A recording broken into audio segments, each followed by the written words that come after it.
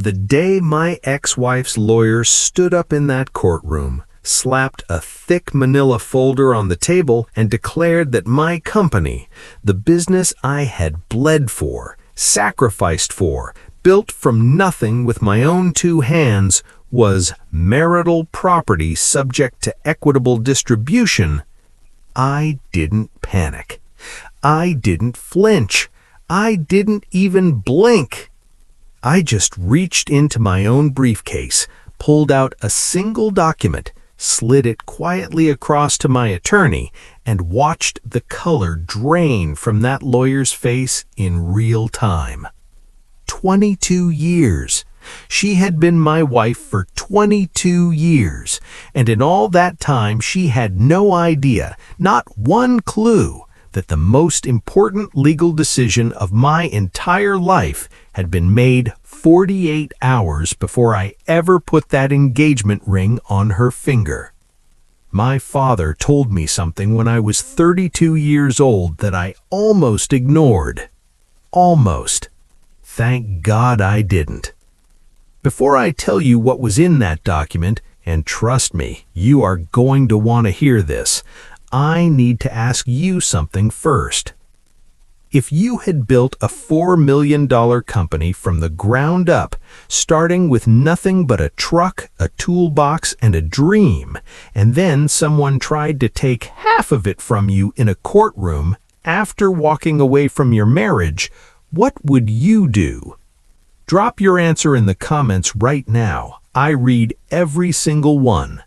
And if you've ever built something with your own hands, a business, a career, a life, and you're afraid of what could happen if the wrong person decides to walk away, subscribe to this channel right now and hit that like button, because what I'm about to tell you could save everything you've worked for. All right, let's go back to the beginning. My name is Daniel Mercer. I'm 55 years old. I live in a mid-sized city in Ohio, and I own a commercial HVAC and mechanical contracting company that I built from the ground up over the course of 26 years. Today, that company, Mercer Mechanical Solutions, is valued at just over $4 million. We employ 41 people. We've completed projects in 12 states. We have a sterling reputation, a full backlog of contracts, and a future I'm genuinely proud of. But none of that happened by accident, and none of it came easy. I grew up in a blue-collar household in a small town outside of Dayton, Ohio. My father, Raymond Mercer, was a sheet metal worker his entire life. He worked for the same union shop for 31 years, came home dirty every single evening, and provided for our family with a quiet, unshakable dignity that I have never stopped trying to honor. My mother, Carol, worked part-time at a pharmacy and made sure my sister and I understood the value of a dollar in a way that you simply cannot learn from a textbook. We weren't poor, but we were never far from it. And I watched my father navigate that edge his entire adult life with a grace that I didn't fully appreciate until I was an adult myself. I didn't go to college. That wasn't in the cards for us financially, and honestly, I wasn't sure I wanted to. What I knew, what I had always known, was how to work. I started doing HVAC apprentice work at 19 years old under a guy named Bud Holloway, who ran a small residential heating and cooling company out of his garage. Bud was old school, demanding, and brutally honest. He also became one of the most important mentors of my life. By the time I was 25, I had my journeyman certification. By 28, I had my contractor's license. And by 30, I had saved up enough to buy a used service van, purchase my first set of tools, and register a sole proprietorship under my own name. Mercer Mechanical Solutions began as one man and one van. I want you to hold that image in your mind. One man, one van. 3 clients in the first month. 2 of them were friends of my father. The first 5 years were brutal. I won't sugarcoat it. I was working 16-hour days, sometimes 7 days a week. I missed holidays, missed family gatherings, missed sleep. There were months where I barely cleared enough to cover my operating costs, and I'd sit at my kitchen table at midnight with a yellow legal pad trying to figure out how to make payroll for the one helper I'd brought on. But I loved it. That's the thing people who've never built something struggle to understand. The grind wasn't punishment. The grind was the point. Every contract I had won on merit. Every client who called me back was calling me back because I had earned it. Nobody handed me anything. Nobody opened a door for me because of my last name or my connections or my address. Everything I built. By the time I was 32, Mercer Mechanical had 3 full-time employees, 2 service vans, and a small office space I was renting month to month in an industrial park. We had just landed our first commercial contract, a mid-sized office renovation, and I could feel for the first time that the company was becoming something real, something with a future. That was also the year I met Victoria. Victoria Callahan was 30 years old when we met. She was sharp, she was beautiful, she was confident in a way that I found completely magnetic. She worked in marketing for a regional healthcare company, and she had that rare ability to walk into any room and immediately command it without seeming to try. We met at a Chamber of Commerce networking event, which, for the record, I attended only because my accountant told me I needed to get out of the shop and shake some hands. I'm grateful I listened. We dated for 14 months. I proposed at 33.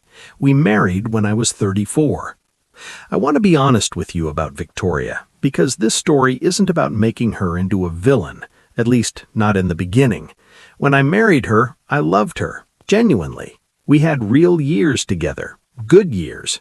We traveled, we laughed, we built a life that on most days I was deeply grateful for. But before any of that happened, before the ring, before the proposal, before the wedding, my father sat me down and had a conversation that changed everything. It was a Sunday afternoon in October. I had just told my parents that I was going to ask Victoria to marry me. My mother cried happy tears and immediately started talking about flower arrangements. My father nodded quietly, congratulated me, and then about 20 minutes later, he asked me to take a walk with him around the backyard. He didn't make a big production out of it. That wasn't his style. He just talked low and direct, the way he always did. He said, "Danny, I am happy for you. Victoria seems like a fine woman, and I hope she makes you happy for the rest of your life. But I need you to do something before you propose to her. I need you to go see a business attorney." I asked him what for. He said, "Because that company is yours. You built it before she existed in your life, and I need you to make sure that no matter what happens, God forbid, I'm not wishing anything bad, that company stays yours." I pushed back. I told him I trusted Victoria. I told him it seemed cynical and unromantic to be thinking about divorce before I'd even proposed. My father looked at me for a long moment and said, "It's not about trust, it's about protection. You protect what you build, always."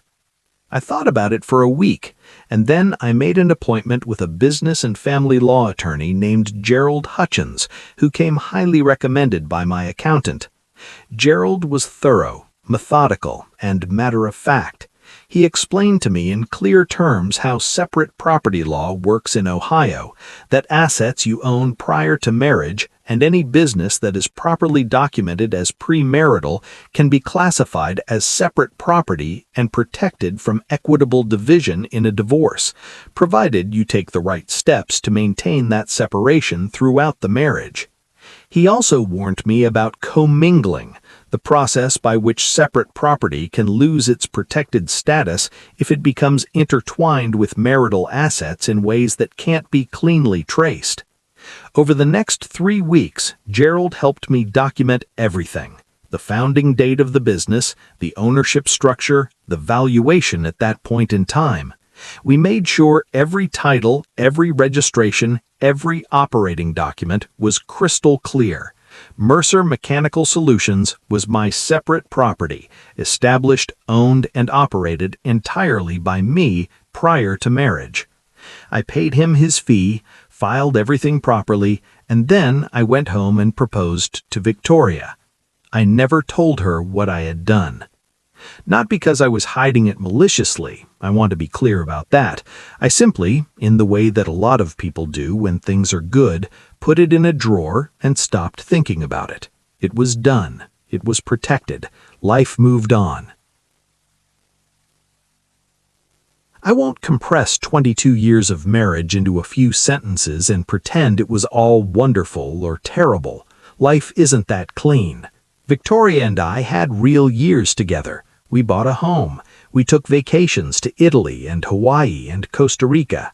We attended each other's family events and holidays and milestones. I supported her through a health scare in her mid-40s that shook us both. She supported me through a period of serious financial stress in the company during the 2008 recession that nearly broke me.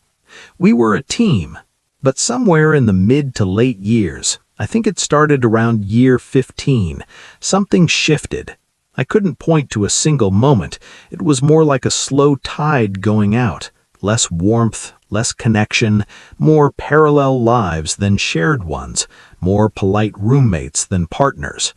By year 18, we were in couples counseling. By year 20, we had agreed to try a separation. And by year 22, Victoria's attorney filed for divorce. I wasn't entirely surprised, but I won't pretend it didn't hurt. 22 years is a long time. You don't walk away from that without grief, no matter the circumstances. What I was not prepared for, what genuinely blindsided me, was what Victoria was asking for in the divorce filing.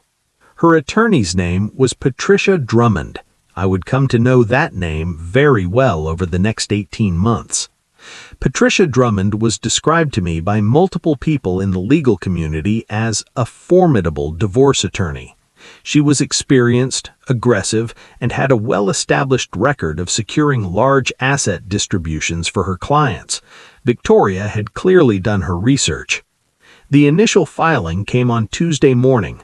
My own attorney, James Whitefield, who I had retained immediately when I saw the separation heading toward divorce, called me at 9:30 a.m. and said, "Dan, I need you to come in today. Victoria's legal team has filed, and there are some demands in here that we need to discuss." I drove to his office that afternoon. James placed the filing in front of me and let me read through it. Victoria was requesting equitable distribution of marital assets, which was expected. The house, the retirement accounts, certain investments we had made together. All of that was on the table, and I had mentally prepared for a negotiation around those items. But then I got to the section regarding Mercer Mechanical Solutions. Victoria's filing described my company as a marital asset subject to equitable distribution. Their team had attached a third-party business valuation placing the company's current worth at $4.2 million. And Patricia Drummond was requesting that Victoria receive 50% of that valuation, either through a forced sale of the business or through a compensatory payment from me of $2.1 million. $2.1 million. I sat in James Whitefield's office, and I read that number 3 times. And then I remembered my father's walk in the backyard, and I remembered Gerald Hutchins and 3 weeks of paperwork, and something inside me got very, very calm. I looked up at James and said, "Pull up the business documentation from 1999. He didn't understand at first. I explained. By the time I finished talking, he was leaning forward in his chair with an expression I can only describe as quiet intensity. He said, "Dan, if what you're telling me is accurate and fully documented, and I need to verify everything, they don't have a case." What followed was approximately 4 months of the most thorough legal preparation I have ever been part of. James Whitfield was meticulous. He requested and received every document Gerald Hutchins had prepared back in 1999. And thank God Gerald had kept perfect records, and thank God I had kept my own copies in a fireproof lockbox that I hadn't touched in over 2 decades. The documentation was pristine. The founding date, the original ownership registration, the premarital valuation, the business structure, all of it clearly established Mercer Mechanical Solutions as my separate property, predating the marriage by nearly 2 full years. But James was not satisfied with just the origination documents. He wanted to ensure that no commingling argument could survive. He brought in a forensic accountant, a sharp woman named Diane Forsyth, to trace the financial history of the business across all 22 years of the marriage. What Diane found was actually better than I had hoped. I had, almost by instinct, always kept the business finances completely separate from our personal accounts. I had never deposited business revenue into our joint account. I had never used marital funds to capitalize or invest in the company. I had paid myself a salary from the business, a reasonable, documented salary, which was deposited into our joint household account and used for personal and marital expenses. But the business itself, the equity, the growth, all of it had remained in a clean, traceable, separate financial structure. My accountant at the time had been thorough. My own business instincts had, without me fully realizing why, protected the legal integrity of the separate property designation without me ever having to consciously maintain it. Diane Forsyth wrote a 27-page financial analysis documenting the entire history. She concluded that there was no credible commingling argument available to Victoria's legal team. James read her report and said, "We're ready." Patricia Drummond was not going to accept defeat quietly. Over the following months, her team submitted an extensive discovery request, demanding records, communications, financial documents, everything they could think of to find a thread to pull. They found nothing. But the pressure was significant. I won't minimize that. There were weeks during the discovery phase where I was spending hours every day with James, reviewing documents, preparing responses, managing the anxiety of knowing that if they found even one weak point, one moment of financial sloppiness, one account transfer they could argue was marital investment in the business, they could reframe the narrative. There was one tense period about 6 months in where Patricia's team tried to argue that a renovation I had done to my office space in 2009, partially funded by a home equity line of credit that Victoria and I had taken out jointly, represented a marital contribution to the business. They argued that marital funds had been used to improve a business asset, and therefore Victoria held a partial interest in the appreciated value connected to that investment. Diane Forsyth dismantled that argument in about 12 pages. The HELOC amount was relatively modest. The business had repaid it with interest through a documented intercompany transaction that had been properly recorded. There was a paper trail showing that the marital funds had been fully returned to the marital estate. It wasn't an investment in the business, it was a short-term loan that had been repaid. Patricia Drummond dropped that line of argument. 3 weeks later, she tried another angle, claiming that Victoria's support of me emotionally and as a domestic partner during the early, difficult years of the business constituted an indirect contribution to the marital estate that should entitle her to a share of the business growth. Ohio law has limited recognition of that argument under the separate property framework, particularly when the asset is cleanly documented as premarital and no direct financial commingling occurred. James addressed it efficiently.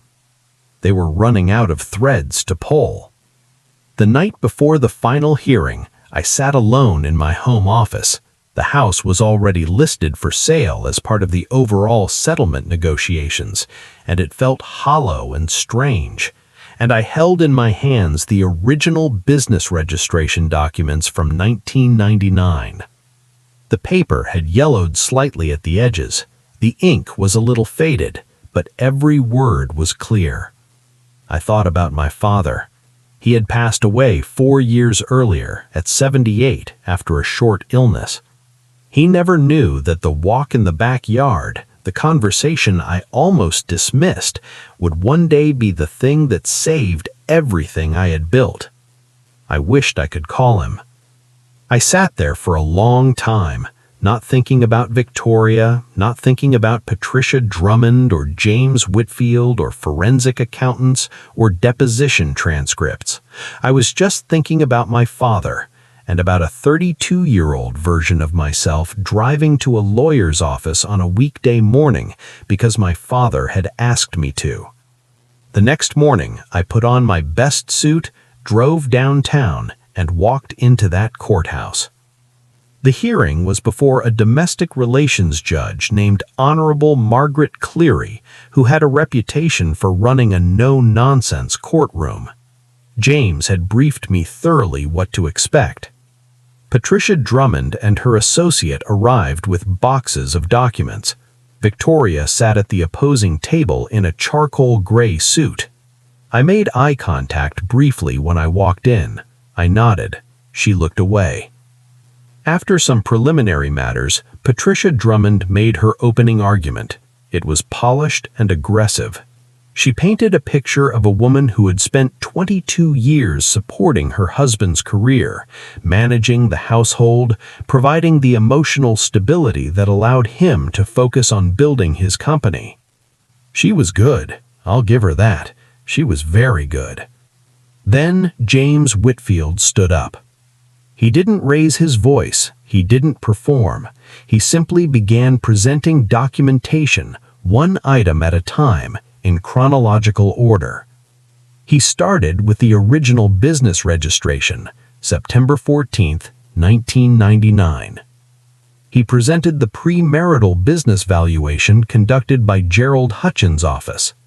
He presented the complete ownership documentation from the founding date forward. He presented Diane Forsyth's 27-page forensic accounting analysis. He presented the documented resolution of the 2009 HELOC matter. He presented 26 years of clean, separate financial records showing zero commingling between the business estate and the marital estate. It took him 40 minutes to walk through the full presentation. The courtroom was quiet the entire time. When he finished, Judge Cleary looked over at Patricia Drummond and asked if she wished to respond. Patricia stood, and for the first time since I had learned her name, she didn't look entirely sure of herself. She tried. She reiterated the indirect contribution argument. She referenced case law. She made the emotional appeal about 22 years of marriage. Judge Cleary listened politely and without expression. Then she asked Patricia one question. "Counselor, do you have evidence of direct financial contribution to the business by the marital estate that was not subsequently repaid and documented?" Patricia paused for just a half-second too long. "We believe the judge stopped her gently but firmly. "I'm asking about direct financial contribution, counselor. Undisputed, unrepaid, documented." Another pause. "The evidence does not support a direct contribution claim of that nature, Your Honor." The judge nodded once. She looked at her notes for a moment, and then she ruled. Mercer Mechanical Solutions was classified as separate property belonging solely to me. It was not subject to equitable distribution. Victoria's claim against the business was dismissed. I heard Victoria make a sound beside her attorney, not loud, just a sharp exhale. I looked at James. He was writing something on his legal pad. He didn't look at me, but there was a small, controlled expression at the corner of his mouth that I recognized. The rest of the divorce settlement took another 3 months to finalize. We divided the marital assets, the HELOC equity, retirement accounts, investments, in a manner that was fair and legally appropriate. I didn't fight those. They were genuinely marital. Victoria walked away with a settlement that reflected her legitimate claim to the marital estate. She did not receive $1 from Mercer Mechanical Solutions. I've thought a lot about what I want to say about Victoria now, from this distance. I don't hate her. I really don't. There was a version of our life together that I will always hold with a certain tenderness, even in the middle of everything that happened. We were not good for each other in the end. The marriage had run its course, and neither of us had been brave enough to admit that early enough. That's a failure we both own. But I am also clear-eyed about the fact that Patricia Drummond did not file that claim against my business on a whim. Someone had made a calculation. Someone had looked at $4 million and decided it was worth a fight. That's the part I've had to make peace with. What I know is this: my father was right. The most important protection I ever gave my business happened before I was married. Not because I knew the marriage would fail, not because I didn't love my wife, but because my father understood something that I was too young and too optimistic to see, that you protect what you build. Not out of cynicism, not out of distrust, but out of respect for the sacrifice it took to build it. I spent 26 years building that company. There were years I barely slept. There were risks that could have destroyed everything. There were mornings I didn't know how I was going to make it work, and evenings I had to sit with that uncertainty and choose to keep going anyway. Nobody gets to take that from you. Not if you protect it properly. I still run Mercer Mechanical Solutions. I'm 55 years old, and I have no interest in retiring. We just brought on 3 new hires. We have a strong contract pipeline, and I recently started a small mentorship program for young people interested in the trades, because I think about Bud Holloway and my father often, and I believe in passing something forward. I've also started talking more openly about business protection, separate property documentation, clean financial structures, the importance of getting legal advice before major life decisions. Not in a bitter or adversarial way, just because I know from personal experience that most people who build businesses never think about this until it's too late. My father didn't have a $1 million company. He had a union wage and a small house and a strong sense of what was right. But he understood that what you build is worth protecting. He passed that understanding to me on a Sunday afternoon in a backyard in Ohio. And because of that walk, everything I have built is still mine. That's the whole story. And if you're sitting there right now with something you've built, a business, a brand, a career, a future, and you've never had that conversation with an attorney, have it tomorrow. Don't wait until you're sitting across a courtroom from someone who's already done the math on what you're worth. Protect what you build. Always.